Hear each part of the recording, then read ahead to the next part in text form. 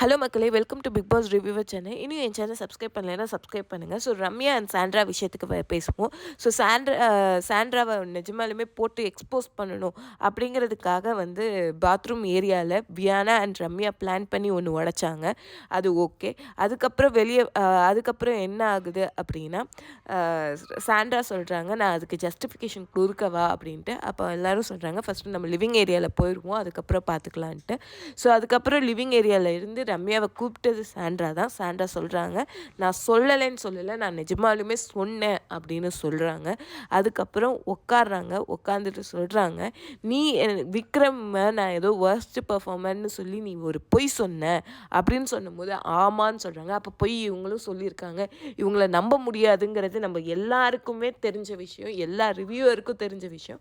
So அந்த மாதிரி தான் இவங்க சொல்கிறாங்க, அப்போலேருந்து எனக்கு ஒன்று நம்ப முடியாது அப்படிங்கிறாங்க. அப்போ நம்ப முடியாதுன்னா என்கிட்ட நீ கூடயே இருந்தியே அப்பயே சொல்லியிருக்கலாமேன்னு கேட்குறாங்க. அப்போ நீ கேட்கலையே அப்படின்னு சொல்கிறாங்க. நான் வந்து என்கிட்ட பார்வதி கேட்டா நீ நம்புவியா இல்லையான்ட்டு, அப்போ நான் நம்ப மாட்டேன்னு சொன்னேன், அவ்வளோதான் அப்படின்னு சொன்னாங்க. அப்போ அதுக்கப்புறம் அடுத்த நாளே நான் வெளியே போகும்போது நீ ஏன் அழுத அப்படின்னு கேட்குறாங்க. ஆனால் நான் இங்கே என்ன சொல்லுவேன் அப்படின்னா, அடுத்த நாளே வெளியே போகல. தேர்ஸ்டே வந்து அவங்களுக்கு வர்ஸ்ட் பர்ஃபார்மர் அப்படிங்கிற இது பண்ணாங்க. அப்போ தான் வந்து ரம்யா வந்து ஜெயிலில் போனாங்க. அதுக்கப்புறம் 2 நாள் இருந்துச்சு. 2 நாள் தருவாத தான் அதுக்கப்புறம் தான் வந்து பார்த்திங்க அப்படின்னா அந்த சண்டேல வெளியே போயிருப்பாங்க.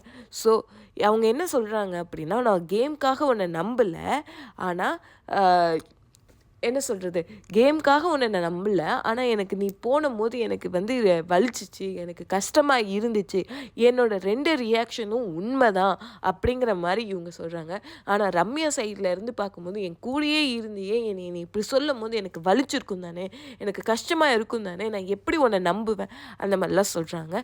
கரெக்டு தான், அவங்களோட இடத்துல இருந்தால், ரம்யா இடத்துல இருந்தால் அவங்க பேசுகிறது எல்லாமே கரெக்டு. இவங்க ஜஸ்டிஃபிகேஷனும் ஓகே தான். பட் ஒரு வார்த்தை, சாரி ரம்யா, நான் அந்த மாதிரி உன்னை ஹர்ட் பண்ணியிருந்தேன், என்னோட ஜஸ்டிஃபிகேஷன் இது தான், என்னோட 2 ரியாக்ஷன் இது தான் அப்படின்னு இன்னும் தெளிவாக சொல்லியிருக்கணுமோன்னு எனக்கு தோணுச்சு. அதுக்கப்புறம் என்னென்னா, ரம்யா சொன்னாங்க இவங்க விஷம்னு சொன்னாங்க, ஸ்னேக்குன்னு சொன்னாங்க அப்படின்னு சொல்கிறாங்க.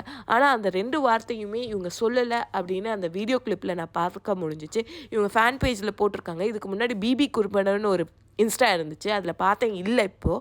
ஸோ அதனால் நான் அந்த கிளிப்பை போய் திரும்பி பார்த்தேன், அவங்க இந்த மாதிரி வார்த்தைகள் சொல்லலை. ஸோ ரம்யா வந்து ஒழுங்காக பார்க்கல அண்ட் ஏன்னா ஏற்றி விட்டாங்களோ அப்படின்னு எனக்கு தோணுச்சு. அண்ட் இதை பற்றி உங்களோட கருத்து என்னவோ அதை நீங்கள் சொல்லுங்கள் மக்களே. Like, share and subscribe my channel. Thank you.